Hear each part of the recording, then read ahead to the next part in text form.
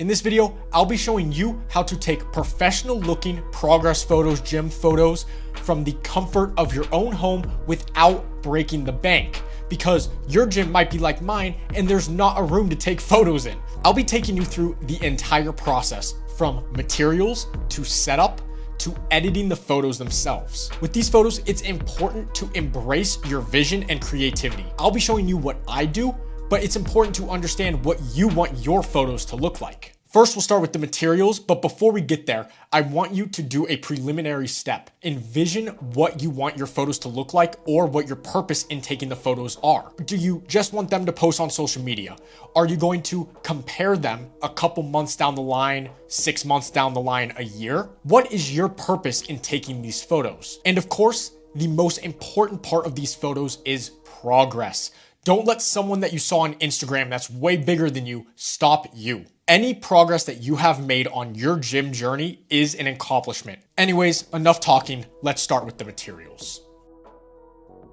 So for the materials, it's all pretty basic stuff. They'll all make sense in a second, and probably most of the stuff you already have in your house. So first material is going to be a bed sheet. I'm going to be using a black one, but you could theoretically do any color. You want your background to be yellow, purple, red. It just matters that it's a flat background. Second, duct tape to hang up the bed sheet on your wall or whatever. We'll get there in a second. Next is a camera of some sort. So I'm personally going to be using the camera that I'm currently filming on, but your phone is also completely viable. And finally, a ring light. Of course, I'm also using the ring light to film, but you do need some sort of light. You may not have access to a ring light because it's kind of pricey.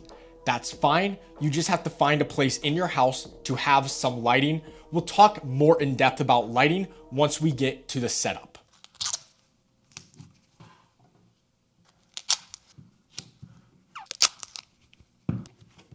Speaking of setting up, welcome to my living room. We set up mostly off camera because if you couldn't tell, it's a complete pain in the ass. We'll start with the black sheet. And I just so happen to have a flat wall. That's really makes it really easy. That's why you do a sheet, because you can literally do it anywhere. One pointer is you have to understand how tall you are, because you don't want the duct tape in the frame around you. If it's like above you and it's a little bit in frame, you can always edit it out, no problem. And we'll probably have to do that with these photos. We'll get to that. Next, let's discuss lighting. Lighting is more important than any work that you do in the gym, no matter how you eat, anything. Lighting for these photos is way more important. You can be absolutely ripped and you don't have good lighting, you're screwed. What lighting do you want to look for?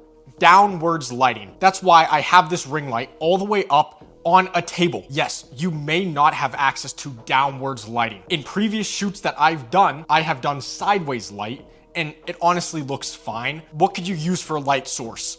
If you have a lamp or somewhere in your house that just so happens to be next to a wall that you want to do it in front of, great. You could also do it next to a window. Windows are kind of good for this as well, as long as it's a good time of the day, because it's consistent light and it's not too bright. So it kind of works out actually. 2 more points, camera and poses. Starting with the camera. I will be taking photos with this nice camera, but if you're on your phone, you'll have to do a few things to fix it, like upping the contrast, because the point of the downwards lighting is to show off your muscles using shadows. Second point about cameras is how the camera's positioned. You want the camera to be angled upwards because that makes you look more powerful, more important, but there is a little bit of a limitation there. You do not want it to be too much because then it just looks corny. Final thing before we get to actual photos is the poses. This is where it comes in that you have to understand why you're taking the photos. I'm assuming because you clicked on this video, you're taking them for social media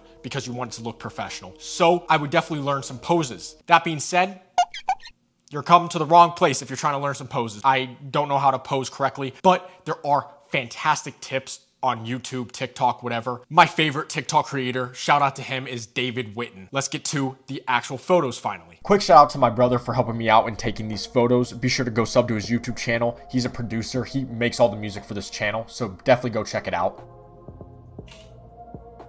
In the event you don't have someone to take photos for you, just use the timer on your camera or phone. It works. Also, this is being filmed on my phone, so that's why the quality went down. One last thing I wanted to mention is I want to show you guys the process of taking these photos and how long it takes. This full footage was an hour long. We took 5 to 10 photos per pose. So just because you're not getting it first try, Don't stress. Just keep trying and you'll get it.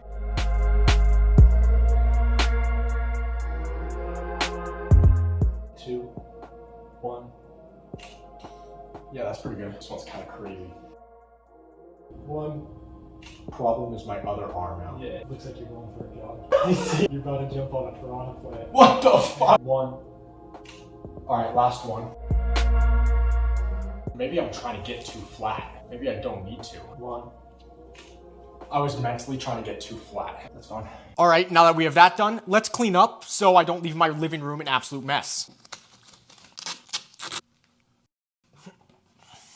Moving on to photo editing. There are a ton of options you have, whether that's softwares on your computer or apps on your phone. For me, I'm going to be using my computer. I'm going to be using Davinci Resolve today and Photoshop. Davinci Resolve has a free version that has all the features I'm using today, and Photoshop is of course paid. However, there is a website called Photopea that has all the features of Photoshop. Modern photo editing programs can obviously fix and mend a lot of issues that you have when taking the photo. However, the editing programs are not God. That's why it's important to take good photos to start with. So let's just begin with Davinci Resolve, shall we? Some may be asking, why am I using Davinci Resolve as a photo editor when it is actually a video editing suite? Couple reasons. Interface, very simple to use.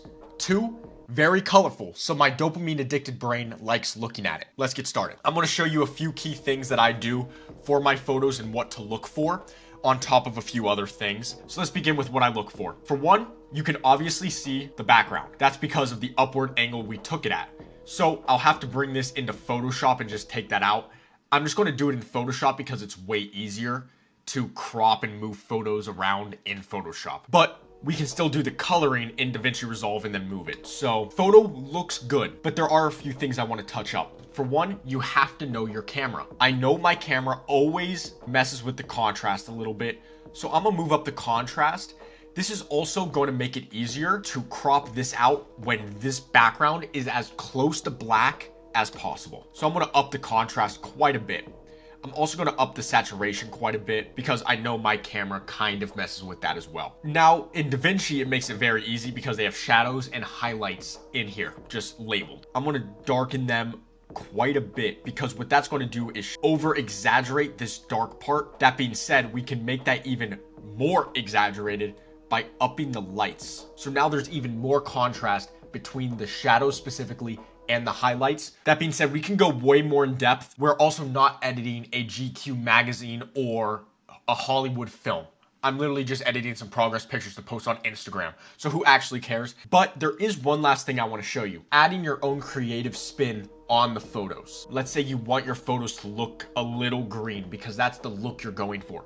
You can do that. You want it to be more pink because that's the color you're going for. Do it. I'm going to add a little bit of creative in here, not much at all. I'm just going to up the orange a little bit to make the color a little bit warmer. Again, use your creativity with these pictures because why not? Let's look at the before and after of this one in DaVinci. Huge difference. That being said, you don't want to go over the top with editing in certain portions because it will look edited. Of course, everything online is edited, but you don't want to go over the top with, say, saturation, and now it looks unrealistic. We'll have to go into Photoshop and edit it a little bit more. Speaking of Photoshop, let's go and do another picture in Photoshop. But look at this, right? Look how boring this is. Oh, wow. I want to add some contrast. Click a little button and a slider. Since I already showed you guys most of the coloring stuff, I'm not going to go too in depth right now on Photoshop. I'm going to start by making a line. This is something that I like to do. Even when I'm making thumbnails or something, you add a line just straight down the middle so you remember where the middle is. Because when taking these photos, you might have not been in the middle.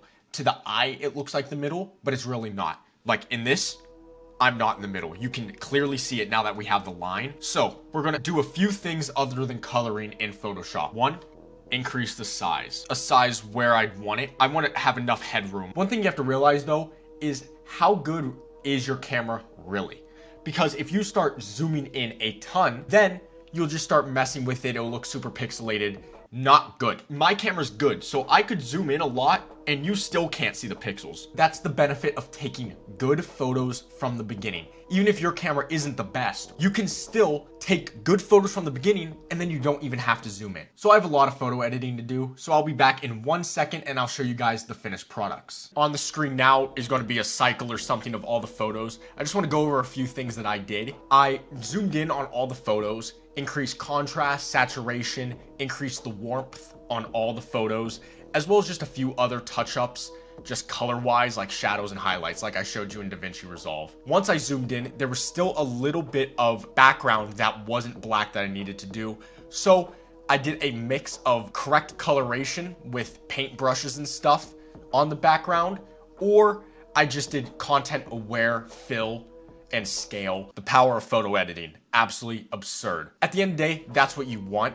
You can't take perfect photos the first time. Hell, even the best photographers on the planet need to edit their photos. So just best believe you got it as well. That's no big deal. You just got to make it look as realistic as possible. At the end of the day, it doesn't really matter. If the photos look good, they look good. You're not Kim Kardashian. No one's going to be zooming in on every pixel of your photo and saying, ugh, wow, there's a little dead pixel there, or wow, they obviously filled that in with a black paintbrush. Overall, I think the photos look great, and I'm ready to either post them or hang on to them for 6 months to a year, whatever your timeline is. The photos are ready to go. And I didn't have to hire a photographer. I didn't have to rent out the studio. I didn't have to embarrass myself in the gym. I did it all from the privacy of my own home without breaking the bank. Let me know if you tried my methods of taking photos, or leave in the comments what your methods are, because then we could at least help each other out and improve our gym photos and make everyone look like a professional. If you enjoyed the video, be sure to hit this button to subscribe to the Beast Training channel, and click this button for the video that YouTube thinks is the best for you. Embrace chaos and release your beast.